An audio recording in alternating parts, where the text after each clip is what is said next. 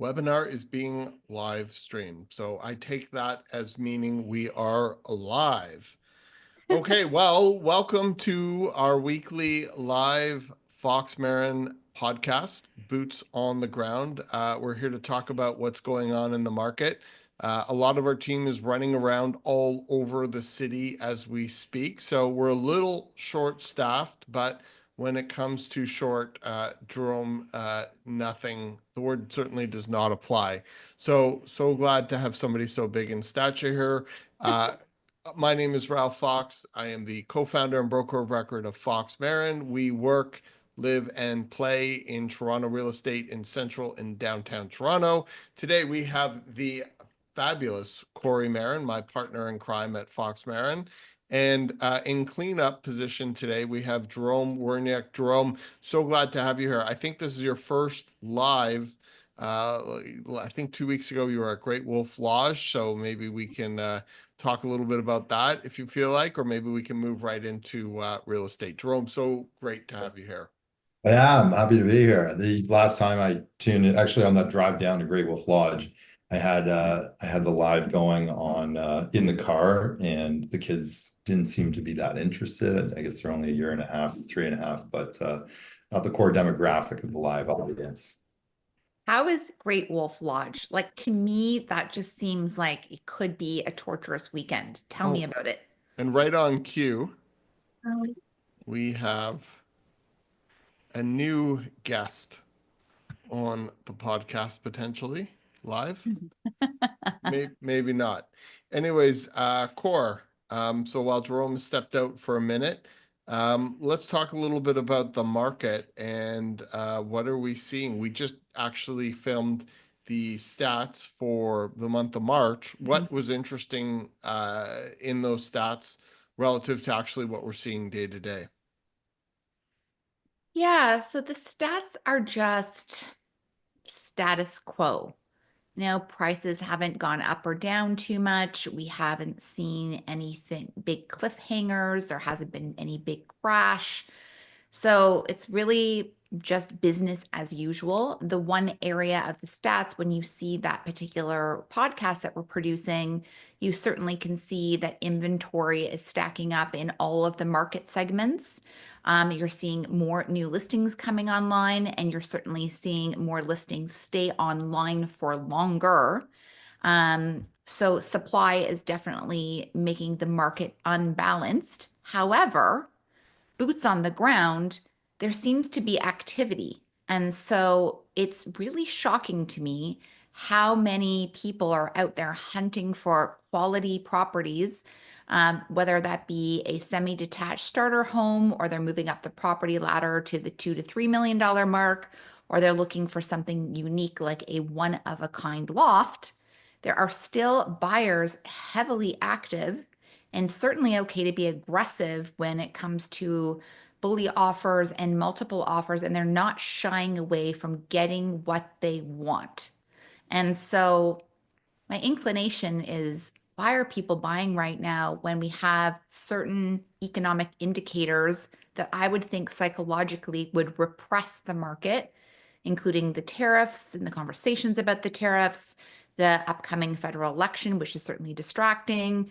Interest rates aren't exactly low, but they're not as high. And then overall, in terms of market stability in Canada, we're just not at a strong place overall. So I'm surprised that the sentiment is not really retracted. In fact, I think there's been some expansion, and the velocity over the last 7 to 10 days seems to be picking up. So, like, is this a spring market? Like, what is happening? So, I don't think necessarily what we're seeing in central and downtown Toronto mirrors everything that the stats are showing us. How about you, Jerome? What are you seeing? Yeah, no, I would echo that. I think whenever I look at headlines right now and look at data, it tells a much more grim story than I'm seeing on the street. And I mean, as of late, I've been looking at a bunch of properties in Mississauga. I've been looking at a lot of stuff in East End, like Leslieville Beaches, Riverdale, Midtown as well. So I've got a decent snapshot of freehold, I think, in the city and GTA. And in Mississauga, I don't operate out there that much, but the first thing I learned out there is you'll see properties that are listed for like 2 years out in Mississauga, and you'll see them cut prices, $600,000 from the original list price before they end up selling. But prices of properties that are listed within, like, call it 150 to 100K of actual market value, those things are getting multiple bids, even in this market, even in Mississauga, like the far reaches of Mississauga. So to me, if that's how the market operates for buyers, with the data we have coming out, with all the uncertainty, like, you can just imagine what's going to happen when there is a little more certainty, if that ever does happen again. And then in the East End, like Riverdale, I mean, there's 2 properties on Browning that sold on Bullies Yeah. last week. There's a third Browning property that just hit the market today or yesterday. And there's seems to be like kind of 6 to 10 offers showing up for any of the most premium properties out there. So yeah, boots on the ground, there's action no matter what the headlines say. Why that's the case, I don't think everybody's as into the news as we are. And I think a lot of people live in their own small world, and they're making their real estate decisions based on what's going on in their personal life, as opposed to, should I try and time the market, and looking at macroeconomics and political instability or political unknown past the spring. So I think a lot of people, when it comes to real estate, they kind of turn inward and say, what's best for me and my family right now, not necessarily where are we at in the world. And the market chugs along. Also, just especially when it comes to the low-rise market, the condo market is a completely different beast onto itself. So if you're watching this, we're really focused at this point in the conversation on the low-rise side. But one of the things, having been involved in the Toronto real estate market for as long as I have, is that I've always learned never, ever, ever underestimate the amount of money in Toronto, especially when it comes to scarce, desirable properties, central and downtown Toronto. No matter what interest rates are at, no matter where the world is at, there's always cash buyers that are out there, or buyers with very deep pockets who really are less concerned about short-term volatility and more about making the right decisions for themselves in the moment. And I think where you'll find the trepidation is more on people who are bootstrap buying, and more on people who are first-time buyers. But the more experienced buyer, or the buyer backed by the mama bank and dad, but mom and dad tend to act a lot more fearlessly out there for sure. And then even on the condo market, I mean, Corey, we just had an interesting experience with a loft, a hard loft that we sold. Do you want to talk a little bit about that, and maybe some of the differentiations you're seeing within the condo market? Yeah, for sure. So we had the wonderful opportunity to work with just fantastic sellers on a beautiful loft conversion. Um, they had formally listed the property quite some time ago. It didn't sell for various reasons. And then Ralph and I had the good fortune to meet with them and then be and collaborate them with a revised listing. And so we really revitalized the property and gave it a new look. And then we put the Fox Marin stamp on it with, beautiful upgrades and staging and styling and florals and photography and the full kit and caboodle. And we're very considerate about timing, and then very considerate about pricing, and spent a lot of time talking about them. And they were just very open-minded about working with our suggestions. And it was just so nice to collaborate with clients that were just smooth operators that way. And we were very tentative with them and saying, you know what, we're working in market conditions that are very unpredictable right now. Obviously, we're up against an environment where we don't know what's going left, right, and center, and where things are going to be by the end of the week, the end of the month, or in 6 months from now. So this might be a little bit of a long sale process, and they were very patient and expected it to be a bit of a grind. The property is stunning and does have exceptional views and has all the key elements that everybody would want from a condo, which is originality and that one of a kindness, because it is a loft conversion in a wonderful neighborhood, a wonderful community. Also had parking and locker and flexibility within the space to add value over time. And we listed it on Monday of this week, and it was sold conditional, and it's still sold conditionally. So I don't want to jinx it or give away the address, but it's sold conditionally on status certificate review. And for anybody who out there is listening, a status certificate review is basically a financial snapshot of the health of the building produced by the condo corporation and property management. So, because you're basically buying shares into the condo corporation, you want to make sure what you're buying into makes financial sense. So, the buyer has a condition of status review. And so, we basically sold it on day 0, and it was sold conditionally with a deposit check by day 1. So, I was really surprised and very, very, very happy for the seller. So, assuming everything firms up, I think that will be a great story to tell. And of course, I'm exceptionally happy for the client as well. For sure. And again, this is an exception to the Yes. market because this was an exceptional property that we were bringing to market, knowing that we would get activity. But again, we were somewhat shocked at just how quickly it did sell.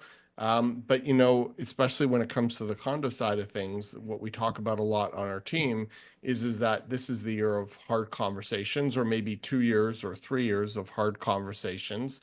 And it's just it's unbelievable. Like, we had somebody reach out to us a couple months ago to sell their condo, and we were like, well, you're going to have to sell it at a really big loss. And they were like, well, we're not ready to do that.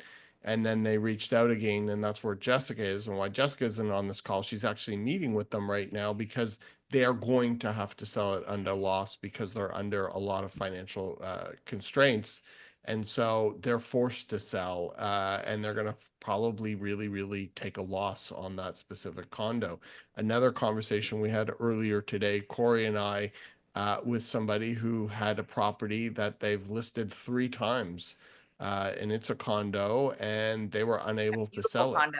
Yeah, Beautiful condo. really, really nice. And they were unable to sell it. And so we had to talk to them. They had a canceled listing with another agent. What that would look like if they, in fact, still wanted to sell, which it seems like they do. And again, having to tell them, where the price would need to be, irrespective of our valuation.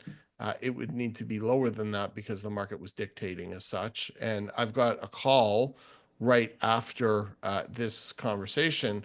An old buddy of mine reached out to me. He's on vacation in Mexico. I haven't talked to him in like 10 years. And he's like, hey, long time no speak. I've got this condo at Bathurst and King in an older building. It's a 2-bedroom plus den. And, I look at it and I'm like, oh my God, I've seen the price just go from like 850 down to like 680 on it, something like that. So I've got to break him that conversation. So many hard conversations on the condo side of it, especially in those not super unique properties like the one that we just brought to market. Corey. I have a question for both of you. And then we also have 12 people watching right now, which is awesome. So I want to All right. acknowledge everybody. And so please jump in, listeners, right now, because I'm wondering, can price, in your opinion, move the needle on the condo market right now? Let's say, for example, using your example, Ralph, of this Bathurst and King unit that you have a call, might have been worth 850, 860 at the top of the market, now 675, 700. Is that going to move the needle and get buyers out there actually putting pen to paper, even though condos are at discounted prices, also acknowledging it's still very expensive for a lot of first-time home buyers? Is price what moves the needle? I don't know if it does. Jerome? Yeah, I think that the same reason that we have a slow condo market, which is a lot of just negative consumer sentiment, is that's the people being surveyed for consumer confidence right now are the same people that could be buying those condos. So just because something goes on sale per se doesn't mean that they're feeling confident enough in their career and their income stream over the next couple of years to say, yeah, I'm willing to take on double my rent as a monthly mortgage payment. I'd prefer the flexibility and let's see what happens. So just because something is less expensive now, I don't think that really that whole wave of buyers that said it was too expensive before is now being like, yeah, I'm more financially secure now, and this thing's cheaper. I'm going to go after it. So I think all boats rise and fall with the tide. It's interesting because I was thinking about this as you were talking, Jerome, and how the market has operated for so long under FOMO, fear of missing out, meaning that condos were selling in days, in hours, in minutes, in multiples. You couldn't even sometimes get in to see one before it would sell. And now we're in reverse FOMO, and you can have a budget and you can be motivated, and you can realize that there's value, and you can even think that we're close to the bottom, but there's just so much that's out there. You're like, oh my God, I need to see more. What if something else comes out? I'm in no hurry because even though I really like this one, it will be on the market for a while, or something else will be like it on the market. So there's nothing pushing somebody who even sees that value and even in a strong position, given that a lot of people are nervous about making any financial commitments, understandably right now. But because there's just so much out there and it seems like it's never ending, 7,000 units, 6.9 months worth of supply. I think it's really causing people who are motivated to just want to see what else happens and not pull the trigger, Yeah. understandably well. Just the way FOMO is super powerfully one way, reverse FOMO, and I've never heard that term before, seems to be really driving the condo market, or not driving it right now, especially in those smaller investor type units. Corey. Right. Like, do you really want to be the black sheep out of all of your peer group and colleagues to be the one buying a condo when everyone's telling you that the market's crashing? And then you're like, but I kind of feel like it could be a good opportunity, but no one else is doing it. So I must be an idiot. So I'm not going to do it. And I could see why that just would screw up your mindset 100%. And then once the market does bounce back, whenever the hell that is, I don't know when it's going to be. And then there's going to be that round up. And then as soon as everyone starts bidding again and starts trying to jump on product, then everyone's gonna like want it. It's just the same. It's just when it applies to all marketing and all product that's out there. And so that's why none of us want to go necessarily like, well, for me, I'll only speak for myself, but as soon as like a clothing store's on sale and you see like 50 blouses at 50% off, like I don't want them. Like I'm like, oh, well, no one wanted this. This must be a bad blouse. So I just like the fresh, juicy, good stuff at the high prices for some reason. So Mm. I think it has something to do with that so much. And I understand because I think if I was a first time home buyer, like I remember how terrifying it was to buy my first property, like absolutely freaking terrifying, like just sick to my stomach, hands shaking, could not sleep, was like, I for sure made a big mistake. I shouldn't have done it. The market's going to crash. I read every single article came out. I was just like kicking myself, thinking, what did I do? And so obviously that was I was wrong.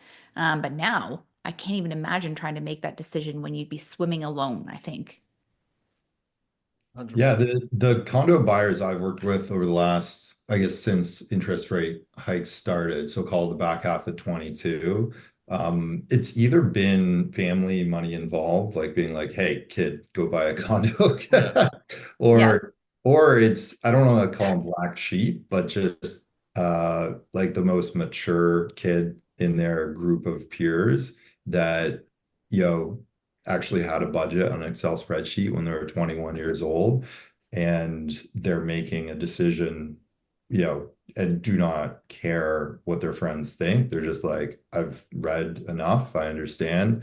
I believe, I believe in the housing market, and I am looking at this as a long-term investment, and they pull the trigger. I haven't worked with anybody else. I mean, I started in the business in January 22, like at peak hype with all of this run up. So I didn't really have any exposure to working with condo buyers in the run up in like manic period of time. So I've never experienced that before. It does not sound fun for anybody. It was crazy. No, Jerome, like you would be like fighting with people in the hallway to get into these condos, and somebody would have the key and somebody would have the key and they would be like going down to the underground garage with the key. And then all the people were trying to find the person with the key. And there'd be like 40 people in like hallways hunting the person down. Like it was just insanity. It was insanity.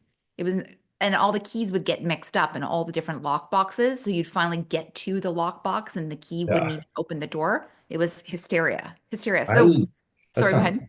no, I was just gonna say that sounds awful. It was awful. you know what my nightmare is like buying something on Black Friday, like the crowds like rushing into Oh, I Best Buy know. or whatever. Like that's my nightmare. And like And that's I my think neighbor too. I don't know purchasing how. the biggest thing in your life, like doing the exact same thing, that's not a good approach.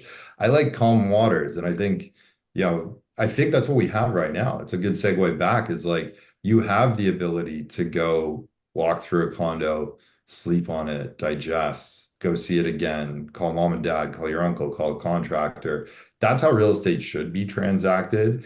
And even though for low rise freehold homes where it's pretty standard for anything decent to have a bid date, if the seller says I'm not accepting preemptive offers, it kind of gives you this sense of relief. You're like, I don't have to be Yes. rushing around. Like I just came back from a tour 5 minutes before hopping on here, and I'm walking through a home with clients, and I'm like, by the way, they've signed whatever the form is. They're not accepting preemptives, and everyone's like, oh, okay, we could like catch our breath. Let's like we have time to do proper due diligence. That's the way the market should work normally. When it gets too overheated, it's crazy. It's bad for everybody. There's mistakes. People are overpaying. Stuff doesn't appraise. Like it's bad for everybody.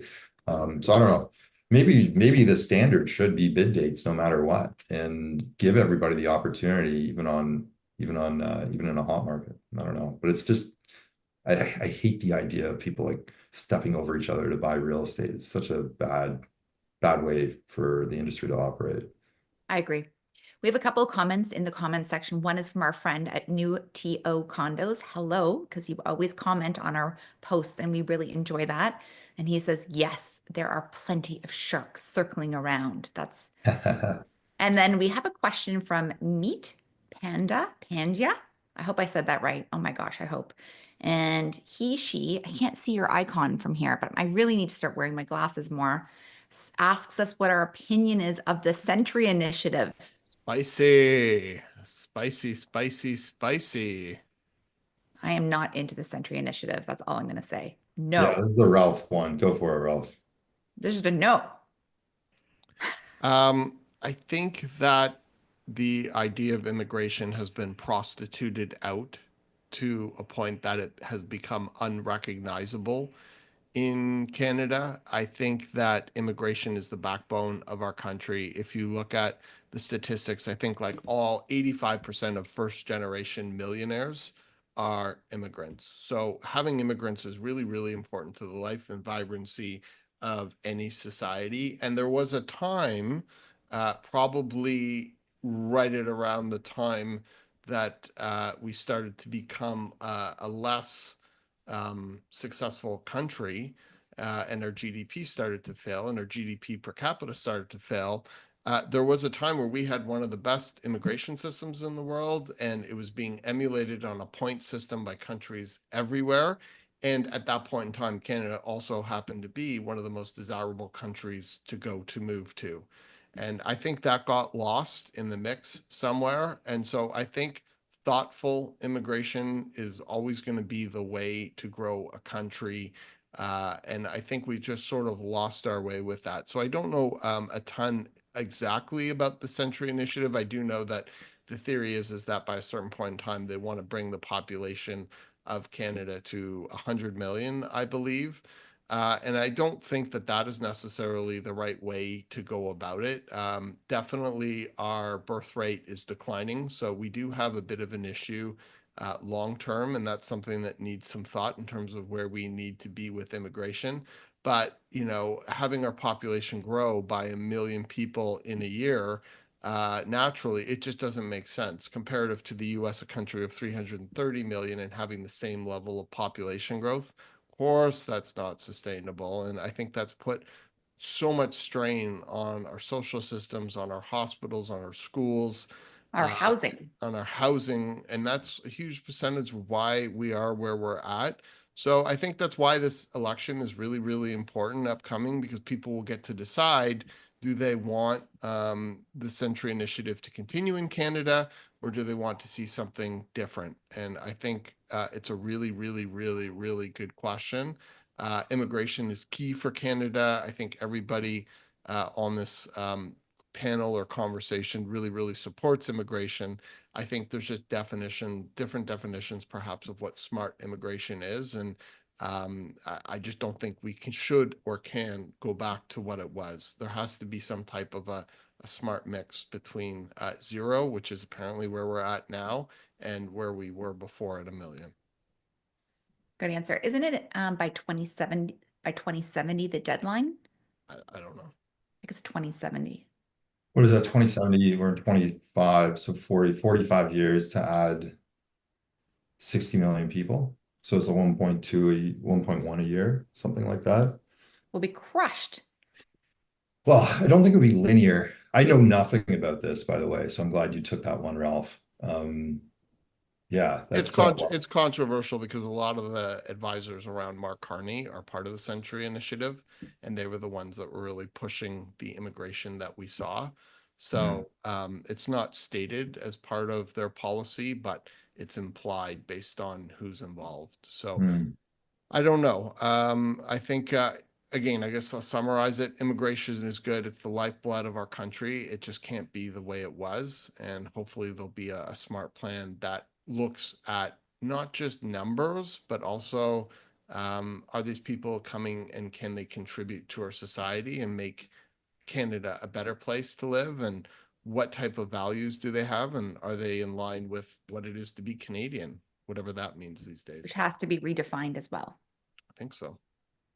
Yeah. Oof, that was a tough one. Thank you so much for asking Meet Pandya. And if you have any other questions, feel free to put it in the chat group. I guess the only other thing is it really did have a big effect on real estate and real estate prices and on affordability, especially in the major city centers. And so it is a great question. It'll be really interesting to see how it plays out. I'm looking forward to the debate when immigration is hopefully one of the topics discussed. And I think we were talking about this on one of our other lives.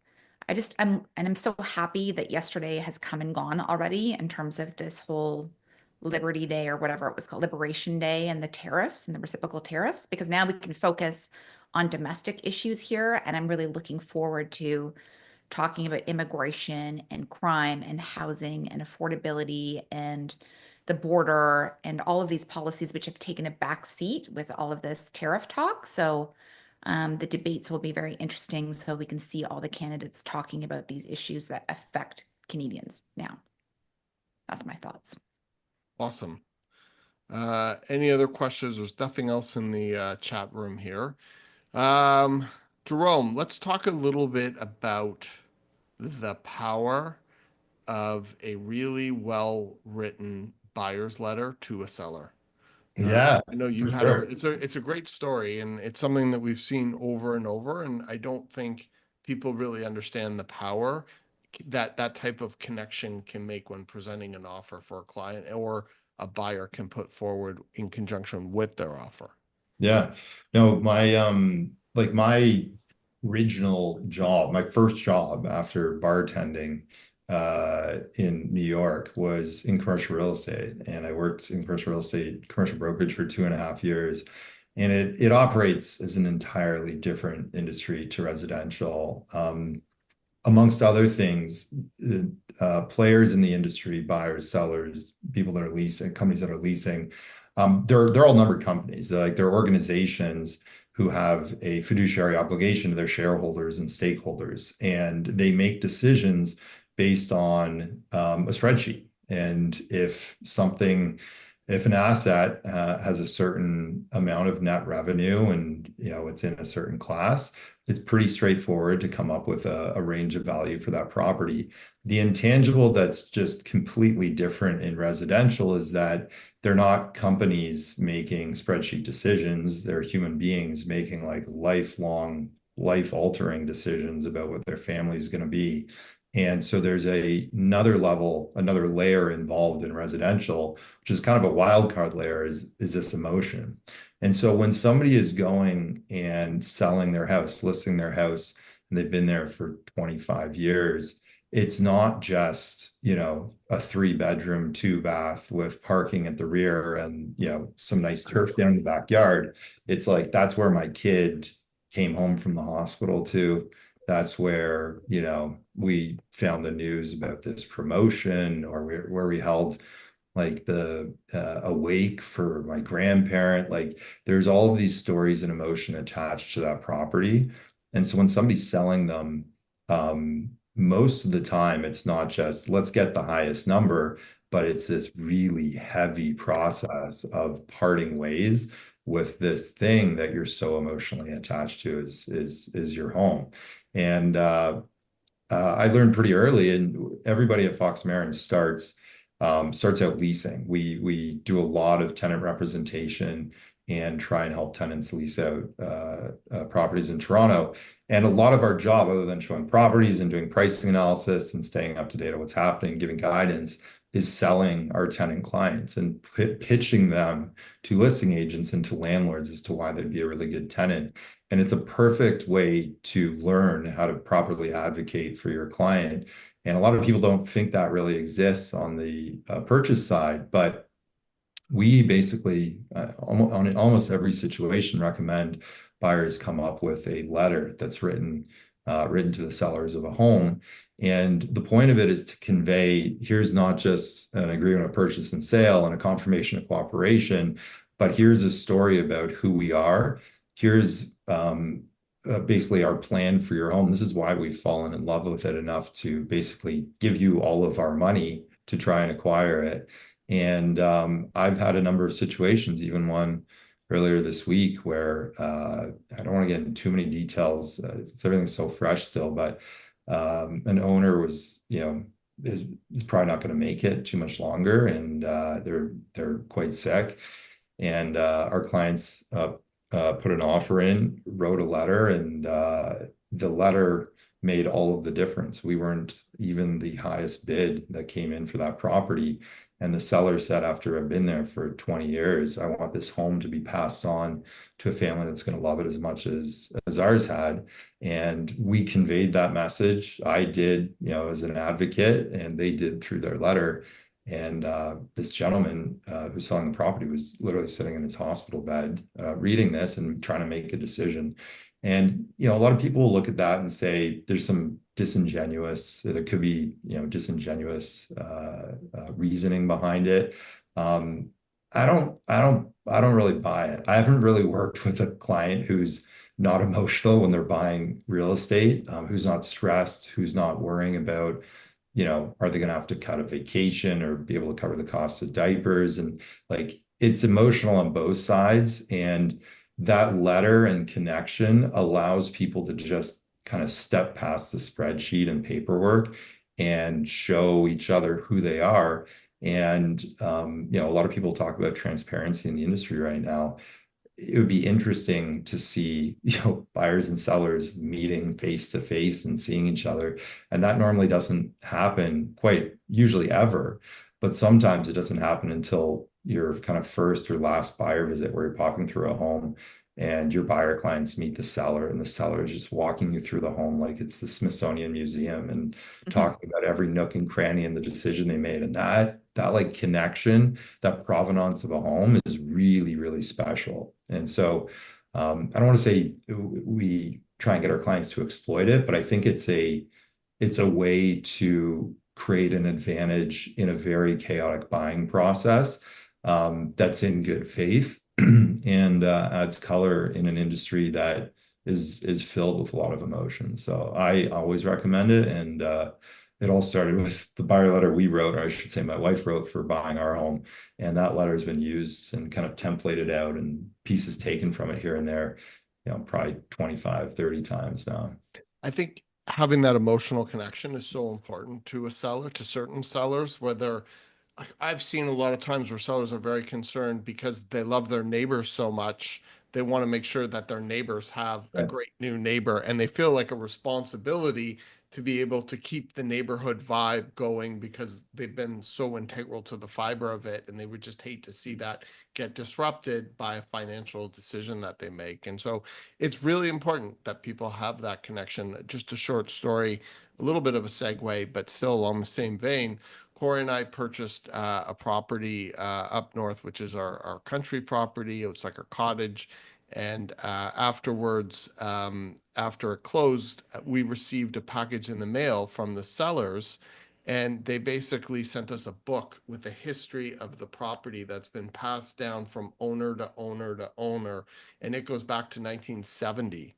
And that book we didn't even know existed until it arrived. Like, it wasn't even a conversation while we had purchased the property or during any of the process.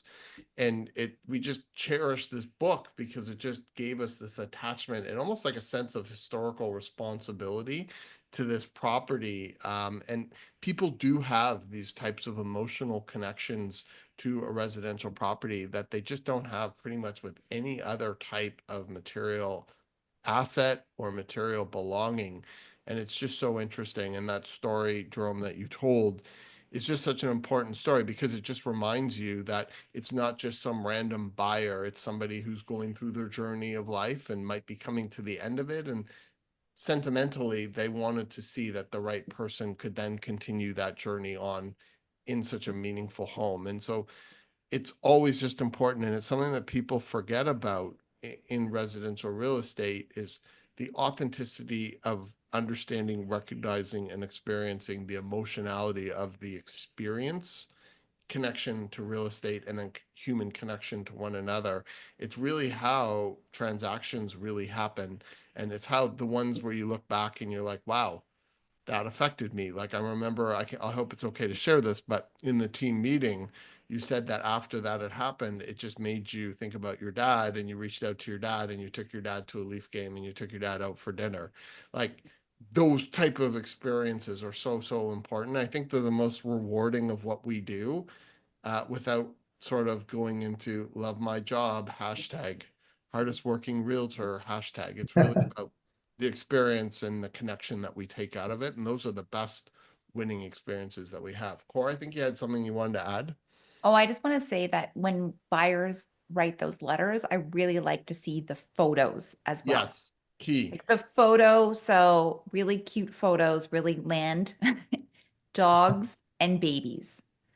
And then all of a sudden, their agreement of purchase and sale, when you're talking with the seller, and I mostly primarily work with sellers, they're now referencing the agreement of purchase and sale as being like, oh, the couple with the dog. Like they're not referencing them Yeah. as, you know, Jane and John Smith. They're referencing them using like how they recognize them in the photos. And so I do agree the sentiment has to be genuine, but the photos always land and then they have that visual connection as well. Because as Jerome mentioned, you don't really often see or meet your potential buyers. And I'm so glad you said photos because it made me think of something. The photos can land and or not, which is why it needs to be very thoughtful. We sold a property recently, and it was a developer that we were representing. We're selling a whole host of properties for them.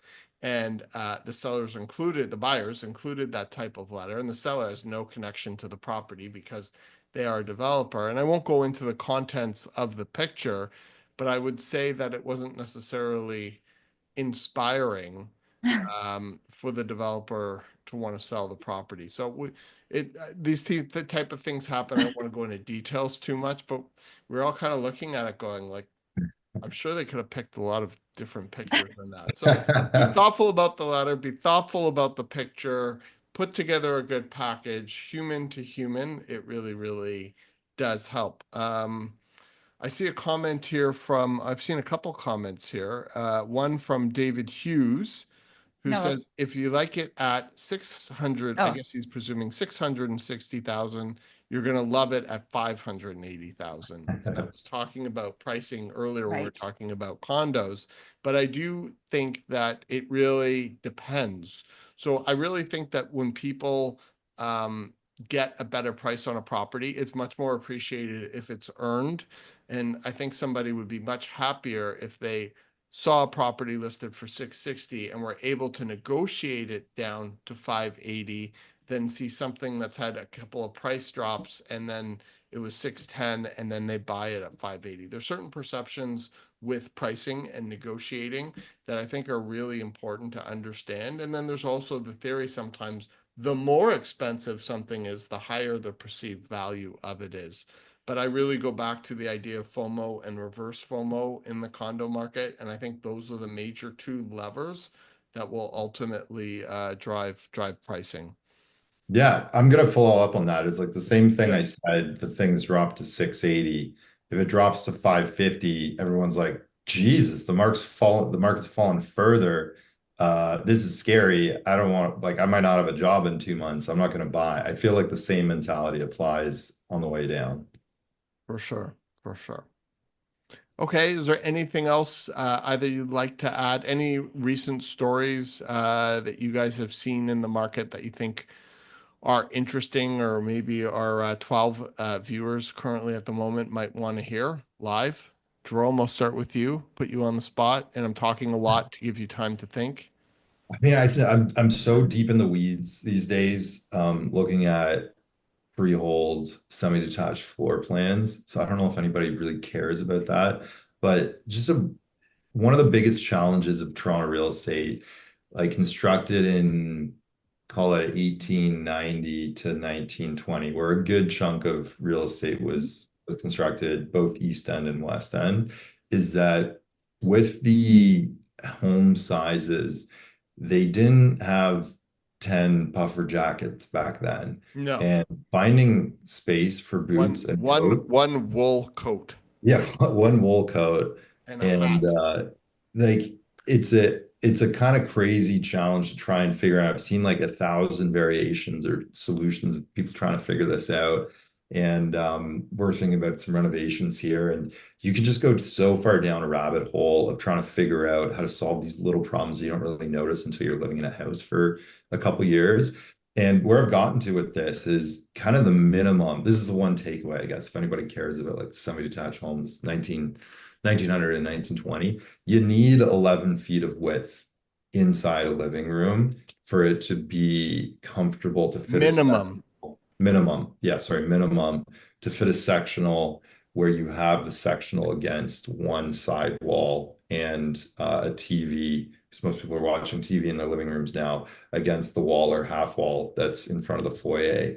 And it's really hard to lay out these small semi-detached living rooms and figure out like a solution for coats and boots. So people have done like mud rooms out front, which kills the natural light to the living room. People end up doing like a closet at the back door and then just always coming through the back. But I don't know why I've been obsessing over it this week. It's probably because I've been through so many of these houses and I haven't really seen a great solution other than just buying a wider house or only living there in the summer. You don't have coats, but that's what I've been down a rabbit hole with this week. If anybody finds that interesting, they can reach out to me and I'm happy to chat with them about it. Front Sure. hall is a very key, like the foyer front entrance experience is often overlooked Mhm. until you are living in a home. And my pet peeve as well is not having an entry experience, and that there's Yes. like when you walk in, you open the door, and all of a sudden, oh, our dog Stop is that. making an appearance. You're just in the living room and You're there's just a in the dog living in the room. middle of the room. Yeah, and then everyone throws their coats over the back of the couch, and then all of the boots and shoes and scarves and stuff end up in a big pile at the front door.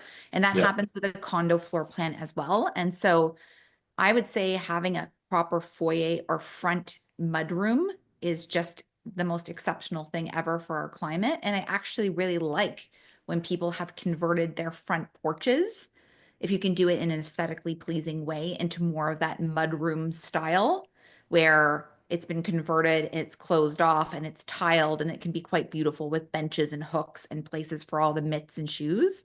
And they can be really well done. So you can just avoid that shit show of those like narrow entryways with just some hooks on the wall. And then, I mean, we even deal with it in our place. They're literally Ralph, sorry, Ralph, I'm gonna put you out there, but like has 7,000 black coats. Like I literally am like, we have all hooks and they're layered over layered. And he's always like looking for a black coat. I'm like, which one? There's 700 of them and like 7,000 pairs of shoes.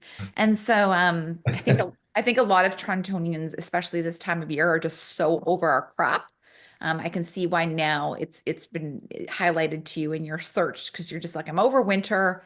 We've been schlepping around with all this crap, and now I'm standing in some like puddly, wet front entranceway Oh trying yeah, to figure out. and then you have a dog, and then it just or kids, and then it just becomes Oh, like a force multiplier. yeah. Yeah. The battle for space and ergonomics in a winter climate just drives me crazy. And I couldn't agree with you more, Corey. There's nothing more that I hate. It could be a condo as well. When you walk in the front door and you're like in the living room or you're I in the hate it. kitchen, and it's like, hey, I'm here. Sorry, it's minus 40 outside. We got another Walk into a hailstorm. We got party. another hailstorm going on.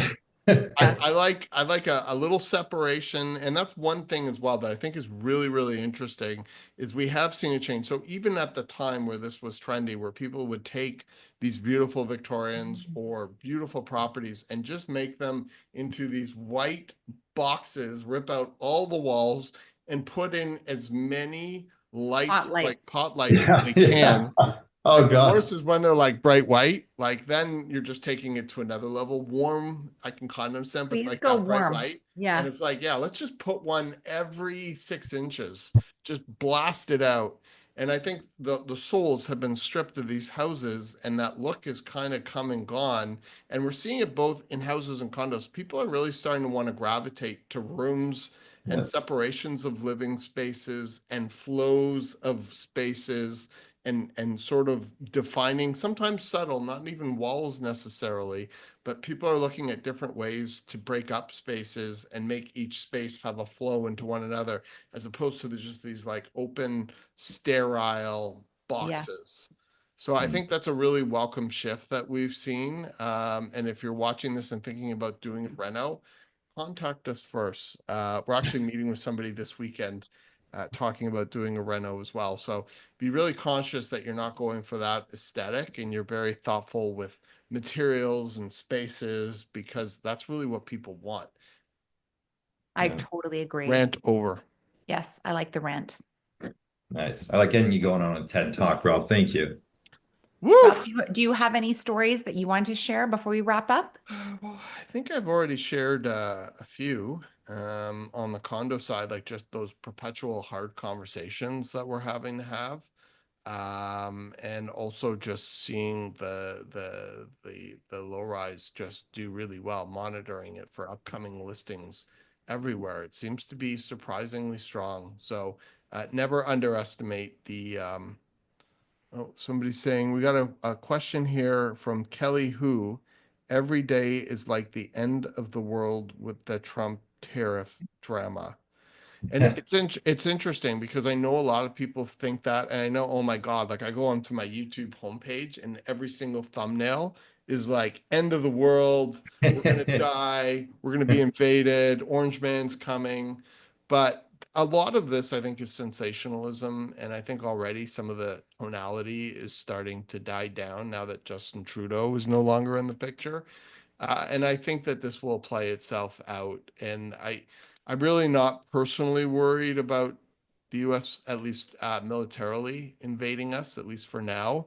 And I think it's more about us just looking at ourselves and where we could be stronger. Like my personal position is that I think our economy is in shattered, and I think it's been basically gutted over the last 10 years. And so we're really susceptible to something like a threat from the US. Whereas if we had pipelines going coast to coast, if we were actually taking advantage of having the third amount of natural gas, the fourth amount of oil, the first amount of fresh water, potash, uranium. I mean, we should be one of the richest countries in the world, and we shouldn't be dependent on any one country. We should be independent, and we should have a great business environment, and we should have a lot more than what we have right now. And so I think we're really susceptible, and I think there's so much opportunity in this moment for us to look at ourselves and be like, okay, well, why are we so vulnerable? And where have we gone wrong? And what could we do better?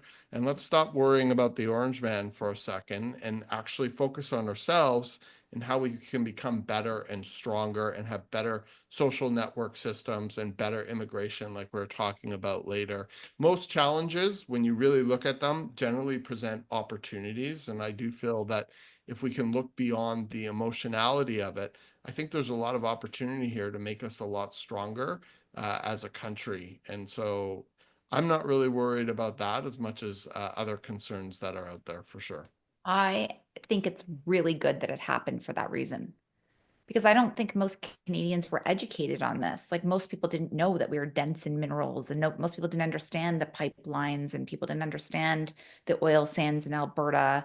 Like there's been so many things that have been shed light on all of this so that they can actually have real conversations and understand the policies. And I think at the end of the day, it's going to make us better, Like hopefully. one of the things I didn't understand is that, and I learned this recently, is that the oil from Alberta, because certain provinces won't let the pipelines through, have to come to the States and go back up into the country, which is just crazy because people are saying, yeah, let's shut down the electricity to the US. They could literally shut down our oil and gas pipeline to half the country.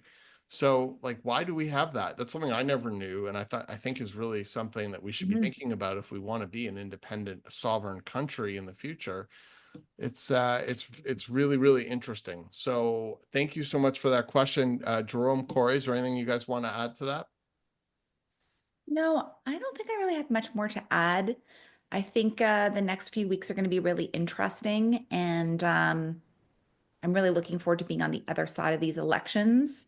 And I do feel there's a little bit more optimism on its way, surprisingly, just because the last week or two have been really busy, and maybe it's just the spring blooms are coming and the weather's getting nicer. So maybe it's an energetic thing, but I think that I think brighter things are ahead and we'll be over this like just really tough time for everybody.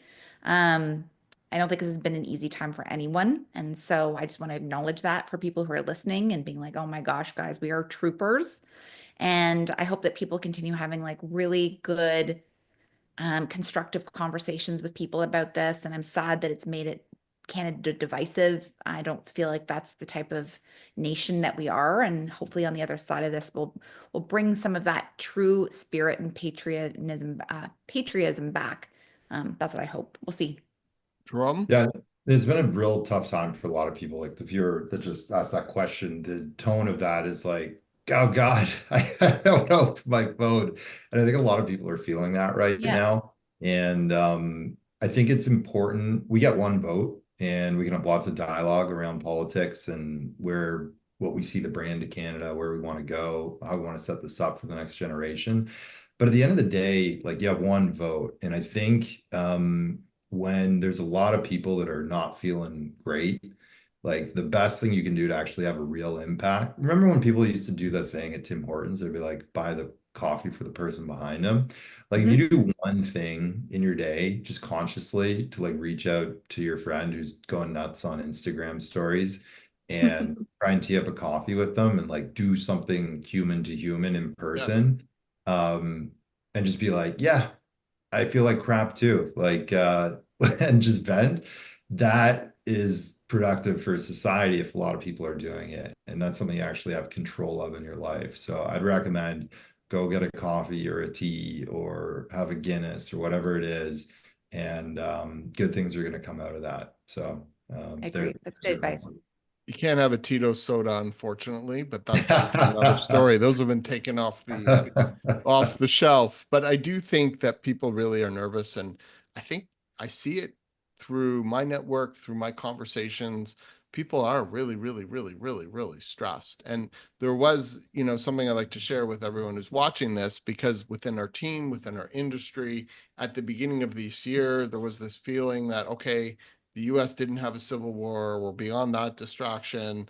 It looked like there was a lot more certainty politically here, and it looked like rates were going to come down. And there was just this renewed feeling of like, finally, we'll have just like some type of a level playing field. And then all of that just basically, it felt like we got kneecapped.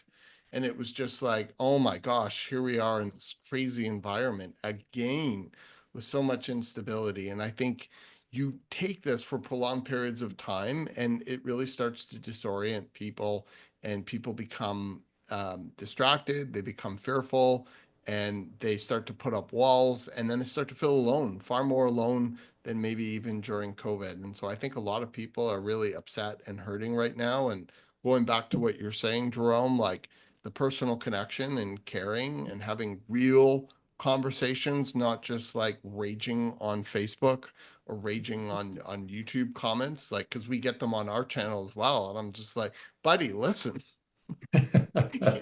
just chill out for a sec, and probably if we were face to face, you wouldn't be talking to me in all caps. So, it's not the end of the world. Nobody's dying. Everything's going to be fine, and we'll get through this. And if you just look at the real estate market as an example of that, business still goes on. Condos are still selling 0 days on the market. Not all of them, but they are. Houses are selling. Some aren't selling, but life goes on. So I think we need to really take a step back. One thing I am notice is Kelly, who started this whole conversation off, followed up with, it is a good time to jump into the condo market now. People don't realize that. And I do agree. The best time to buy in a market is when you're in reverse FOMO. I don't think that there's a FOMO, reverse FOMO, meaning that I don't think that we should be like, this is the exact moment in time, and if I don't buy now, the market is going to shoot back up. I think it's more a realization that we're in a window of opportunity. And the reason why I say that, when we had the Talk Condo guys on our podcast, we went into a chart which basically showed that all of the inventory coming online basically comes to a standstill, and we'll be in a 4 to 5 year window from 2028 to 2032 of absolutely zero condos coming online. And that is going to have a tremendous amount of pressure on pricing in the future. And Yeah, and so, slap in the Century Initiative and we're screwed. yeah, we are totally screwed. And that's a great way to sort of tie this all together. But I think we're in a good time window to buy. How long that window lasts, I'm not sure, but we're definitely in it probably for 3 to 6 months, I would say, best case scenario, Oh, yeah, but longer. at least for this year, I would think. So in that circumstance, it's more about figuring out the location and the building and the type of opportunity that you want to purchase. And then if it makes sense at that point in time, then I would jump, because it's hard to know whether we're at the bottom or whether the bottom is still in front of us. Thank you so much, Kelly. You were really great for contributing. And I guess I'd like to thank everybody for tuning in. This was a very spirited 3-person conversation. Most of our team is out there working right now, so hopefully there'll be more of us to join next week. Corey, thank you so much for joining us on this call. Always a pleasure to see your bright, smiling face. I'll see you home for dinner soon. Exactly. Yeah. What is for dinner? Oh, probably And, some salad and chicken. And Jerome, thank you for making it to our first FM live. It was a pleasure having you. Yeah, thanks for having me. This is great. Okay. Thanks, Kelly just followed up with a comment saying, great stream, really enjoyed it. Kelly, we do this every Thursday at 6 o'clock. It's a brand new experiment for Fox Marin. So this, I believe, is our 4th one. So please Kelly be sure comments a lot on our YouTube podcasts too. Oh, she does. Amazing. Kelly, Thanks, Kelly. wherever you are, whatever you're doing right now, big love, mad Fox Marin love goes out to you. All right, guys, have a good night. Thanks everyone for tuning in.